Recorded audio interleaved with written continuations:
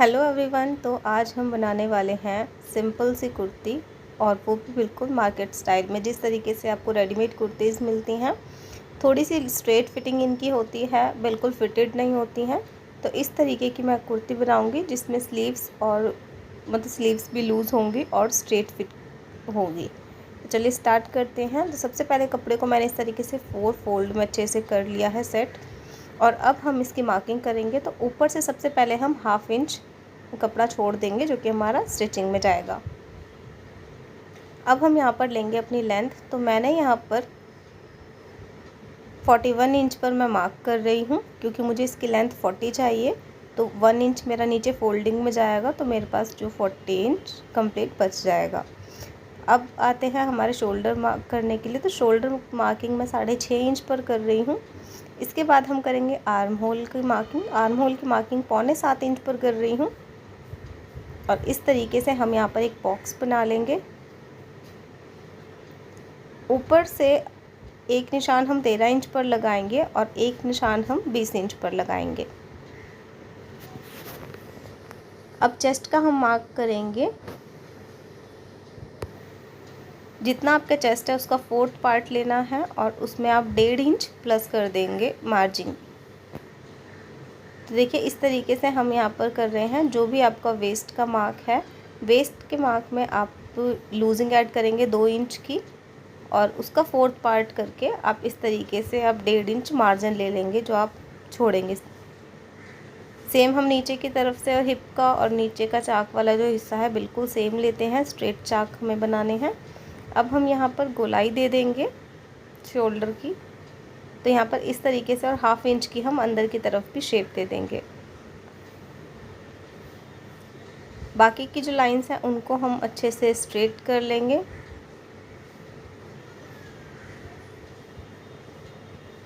और अब हम इसकी करेंगे कटिंग। सबसे पहले हम बाहर वाले मार्क की तरफ कट करते हैं, यानी कि हम अंदर की शेप ना दे करके बाहर की तरफ से हम इस तरीके से कट करते हैं।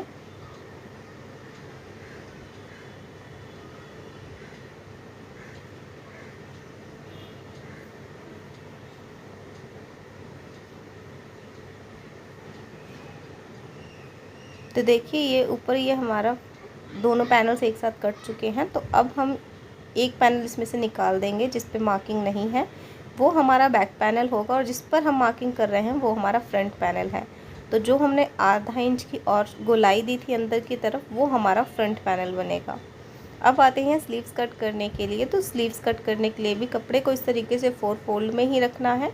और आपको जब आप पैटर्न की कुर्ती कटिंग करते हैं तो आपको हमेशा ये याद रखना है कि आप आधा पैटर्न कट ना करें, क्योंकि जिस तरीके से आपको पैटर्न दिया हुआ है, अगर पैटर्न ही आधा है तो आप उस तरीके से कर सकते हैं।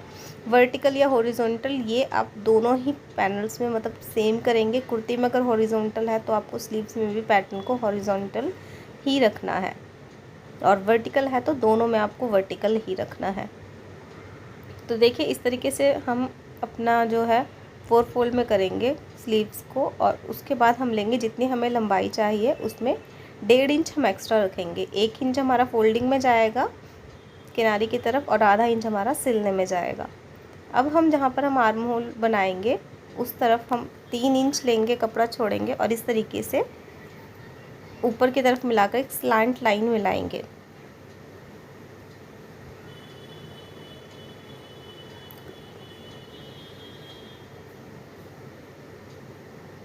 कुछ इस तरीके से आपको ये तिरछा दिखेगा।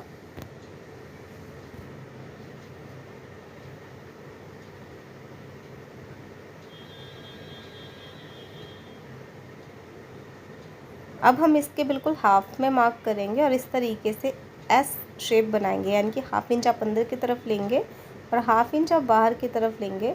तो इस तरीके से आपको एक शेप देनी है, कुछ हल्का सा आपको एस जैसा शेप दिखेगा। इसके बाद हम लेंगे हमारी गोलाई। तो जितनी गोलाई आपको लेनी है उसका आप 4th पार्ट कर देंगे, और 1.5 इंच वही आपको अपना लूजिंग सिलाई के लिए छोड़ना है। और अब हम इसकी कटिंग कर लेंगे।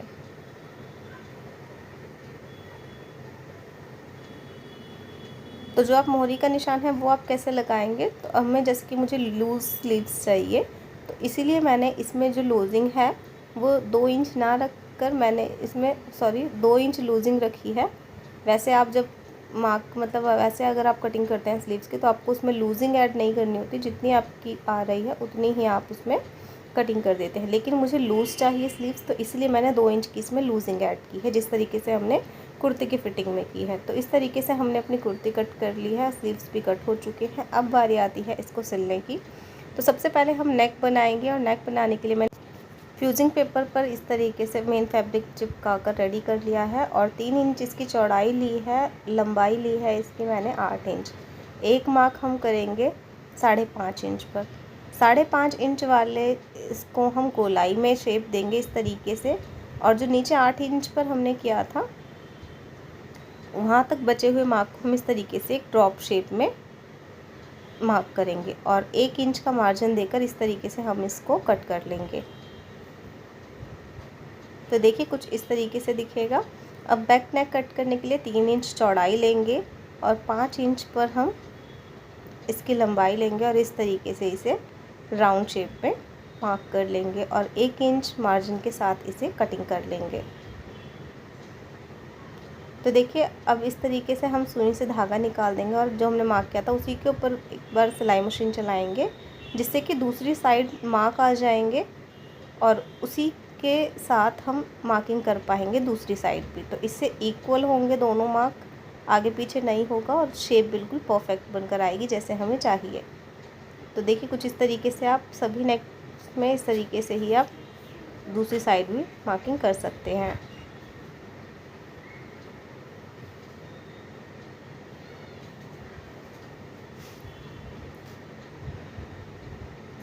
अब हमें जो मार्जिन हमारे पास एक्स्ट्रा है, 1 इंच हमने मार्जिन लेकर कट किया था, तो इस तरीके से आप थोड़ा थोड़ा सा मार्जिन, एक पैर का मार्जिन लेकर इस तरीके से गले के चारों तरफ सिलाई लगा देंगे।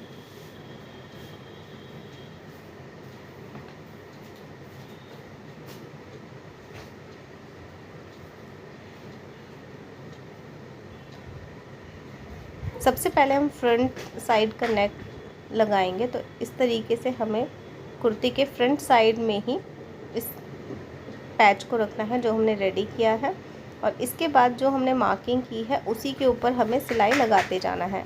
नेक बनाते टाइम आप हमेशा याद रखें, आपको सिलाई बहुत जल्दबाजी में नहीं लगानी है, बहुत आराम से धीरे धीरे मशीन को, अगर कर्व है तो आप उस पर बहुत ही स्लाइटली आप उसको घुमाएंगे, और बहुत अच्छे से आप सिलाई लगाकर तैयार कर लेंगे। अब एक्स्ट्रा मार्जिन जो अंदर के है उसको हम कट कर देंगे, और छोटे छोटे से कट्स लगा देंगे, जिसकी वजह से जहाँ से कर्व है बहुत अच्छे से घूम पाए। और इसके साथ ही मैं इस पर एक और सिलाई लगा रही हूँ ताकि इसे मजबूती मिले और ये बीच बीच में से सिलाइयाँ ना निकलें। इसके बाद जो कॉर्नर्स हैं उनको हम कटर या फिर कोई और शार्प चीज़ लेकर बाहर की तरफ अच्छे से निकाल लेंगे, जिससे कि कॉर्नर्स शार्प दिखें। और हम इसके ऊपर लगा देंगे सिलाई। हम इस पर तुरपाई नहीं करेंगे, इसीलिए हम इस पर सिलाई लगा रहे हैं। तो देखिए कुछ इस तरीके से फ्रंट नेक बनकर रेडी हुआ है, और यहाँ पर मैं इसमें कॉर्नर्स पर डोरी लगाने वाली हूँ, वो मैं खुद बनाकर लगाऊंगी। जिस तरीके से हमने फ्रंट नेक बनाया है उसी तरीके से हम बैक नेक को बनाकर भी तैयार कर लेंगे।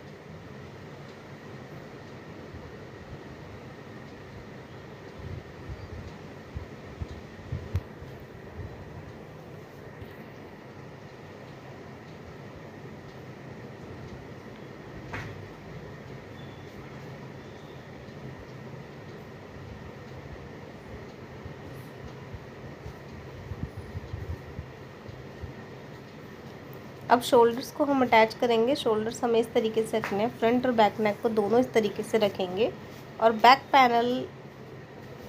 पैनल की जो पट्टी है उसे हमें मोड़ना नहीं है, वो हम इस तरीके से जब हम शोल्डर अटैच करेंगे उसके बाद हमें उसे मोड़ना है। तो देखिए इस तरीके अंदर दबानी है हमें। सेम इसी तरीके से हम शोल्डर ओवरलैप करके इस तरीके से हम शोल्डर्स को जॉइंट करेंगे। शोल्डर्स को जॉइंट करने के बाद ही आपको बैक पट्टी के ऊपर सिलाई लगानी है।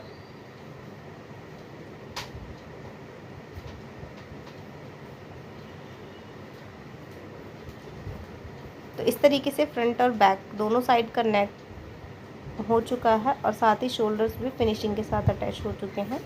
अब हम लगाएंगे फिटिंग की सिलाई। तो उसके लिए जो हमने मार्क किया हुआ है जस्ट उसी के ऊपर आपको सिलाई लगानी है और हिप वाले मार्क पर आकर अच्छे से इसको पक्का करना है और उसके बाद घुमाकर एक सिलाई एक पैर का मार्जिन देकर वापस से ऊपर की तरफ लेकर आना है। तो इसी तरीके से आप डबल स्टिच लगाएंगे दोनों साइड ही। फिर इसके बाद एक पट्टी रेडी करनी है जो कि हम चाक पट्टी बनाने वाले हैं। तो चाक में इस तरीके से हमें लगानी है कोने पे, जिससे कि चाक में मजबूती आ जाए। अगर आप चाहते हैं चाक पट्टी वगैरह का वीडियो मैं आपको डिटेल में दूं तो आप मुझे कमेंट बॉक्स में बता सकते हैं, मैं आपको एक डिटेल्ड वीडियो बनाकर दे दूँगी। अब हम इसके जो चाक हैं उनको भी फोल्ड कर लेंगे इसी तरीके से सिलाई लगाकर।